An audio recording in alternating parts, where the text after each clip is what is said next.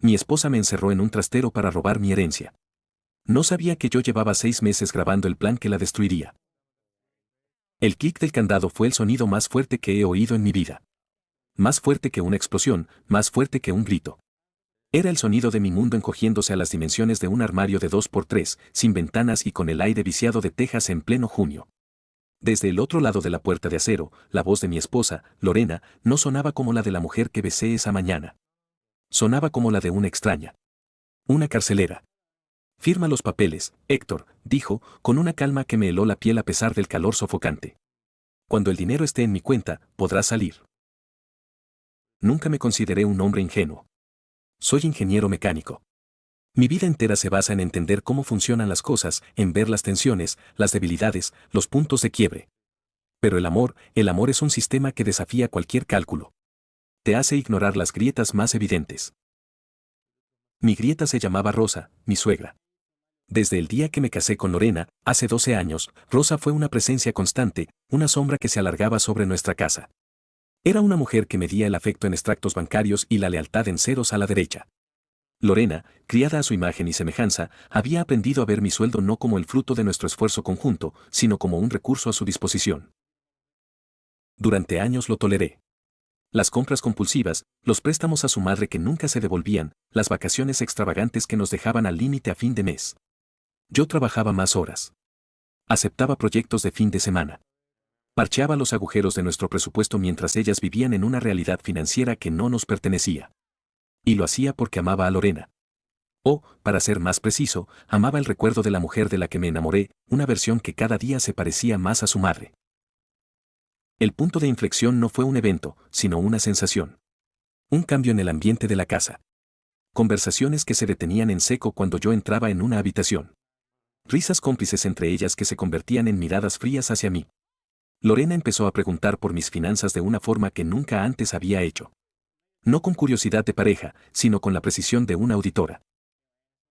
Fue entonces cuando mi instinto, esa parte de mi cerebro de ingeniero que detecta fallos estructurales, empezó a gritar.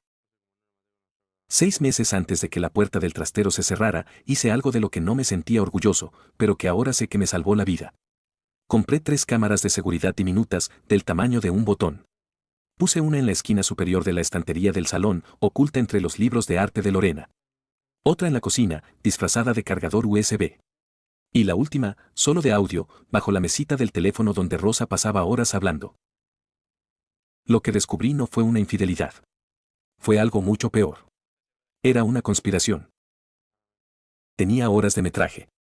Conversaciones enteras. Él nunca soltará el dinero de su padre por las buenas, decía Rosa en una grabación, su voz un siseo venenoso. Ese hombre adora más a un muerto que a su propia esposa. ¿Y qué hacemos, mamá?, respondía Lorena, su voz teñida de una frustración infantil. Le he insinuado que podríamos comprar la casa del lago. Dice que no es el momento. La paciencia es para los pobres, hija. Si el dinero es legalmente vuestro por matrimonio, solo necesitamos que lo ponga a tu nombre. Hay que crear una situación, una donde él no tenga más opción que ceder.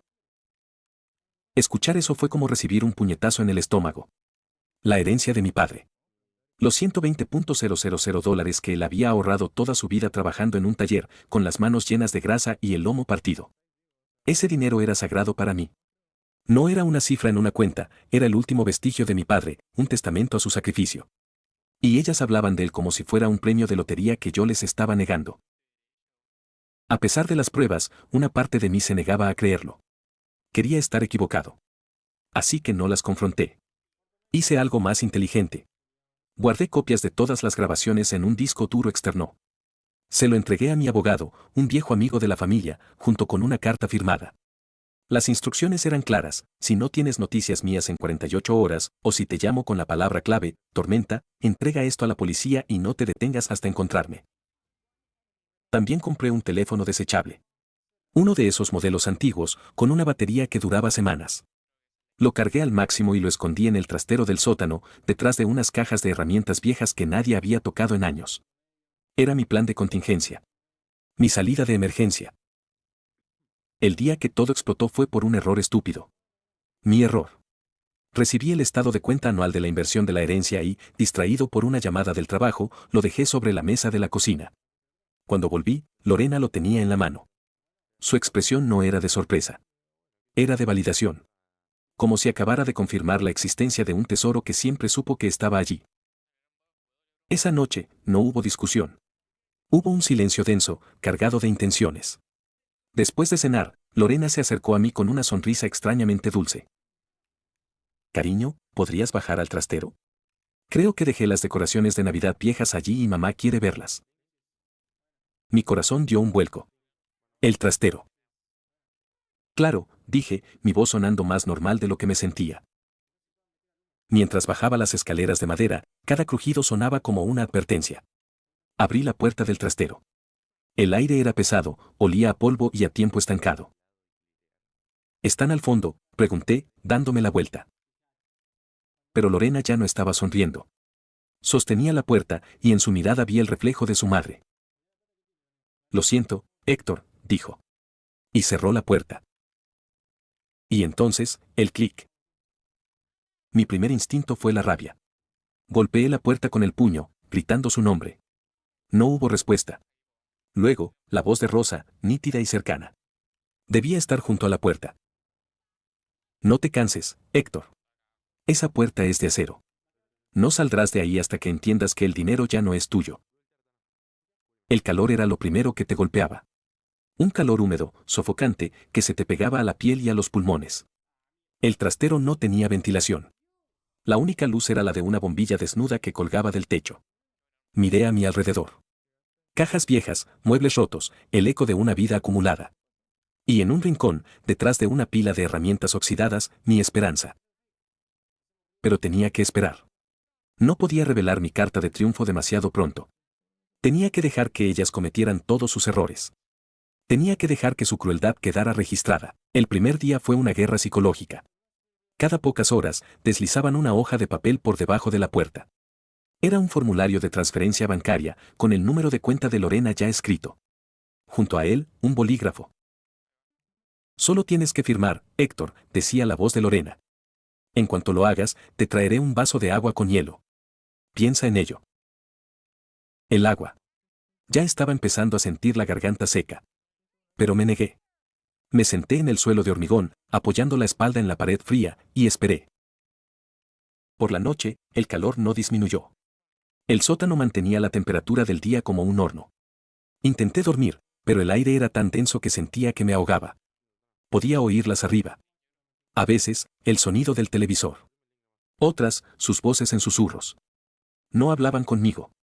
Me estaban tratando como a un objeto, una caja fuerte terca que se negaba a abrirse. El segundo día, la deshidratación comenzó a hacer estragos. Mi boca era un desierto. Me dolía la cabeza con una pulsación constante y sorda. Me levanté y tropecé. Mis músculos se sentían débiles.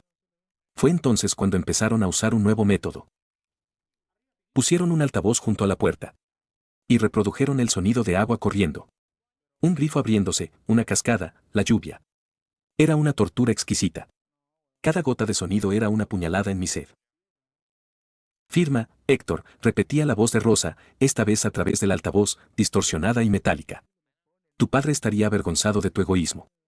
Él querría que cuidaras de tu esposa. Esa frase rompió algo dentro de mí. Usar la memoria de mi padre en mi contra. La rabia me dio una nueva oleada de energía. Me arrastré hasta el rincón donde había escondido el teléfono. Mis manos temblaban mientras apartaba las cajas. Allí estaba. Lo encendí.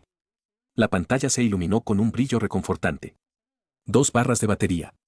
Una barra de señal. Sería suficiente. Pero todavía no. Necesitaba más.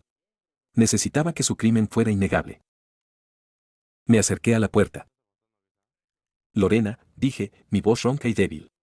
Está bien. Ganasteis. Dame los papeles. Pero necesito agua. No puedo ni sostener el bolígrafo.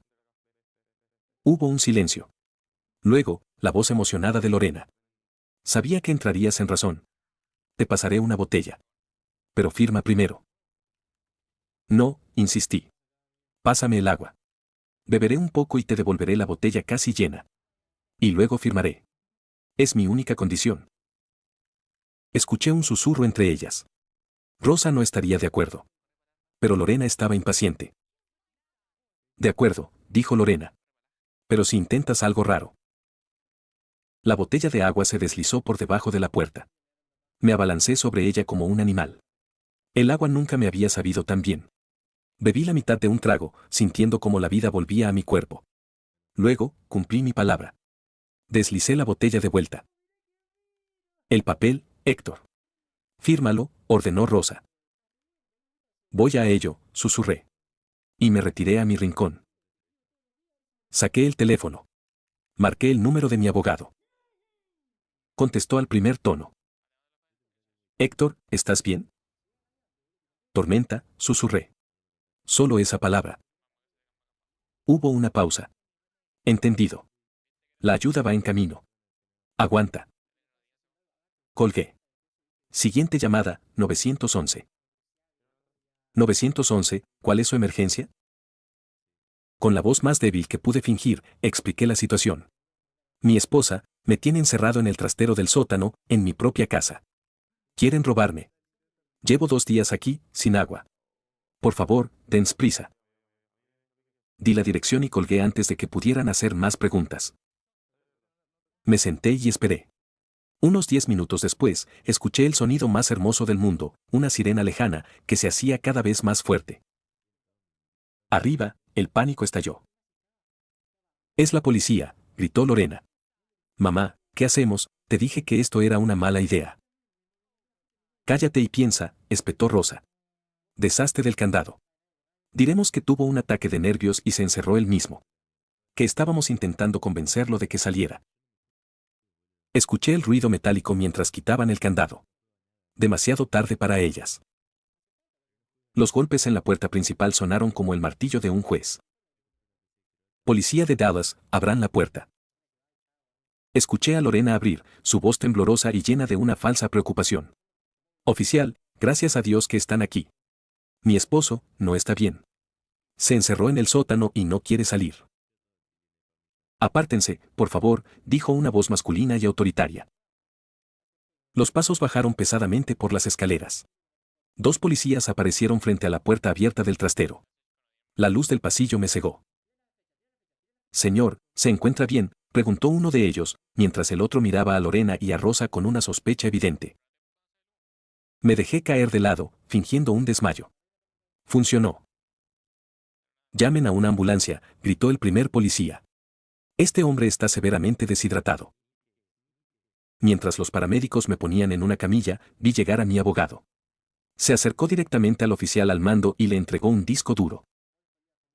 Oficial, dijo mi abogado, aquí tiene grabaciones de los últimos 6 meses que detallan la planificación de este secuestro y extorsión. Y también tengo una grabación de mi cliente llamándome hace menos de 15 minutos bajo coacción. La cara de Lorena se descompuso.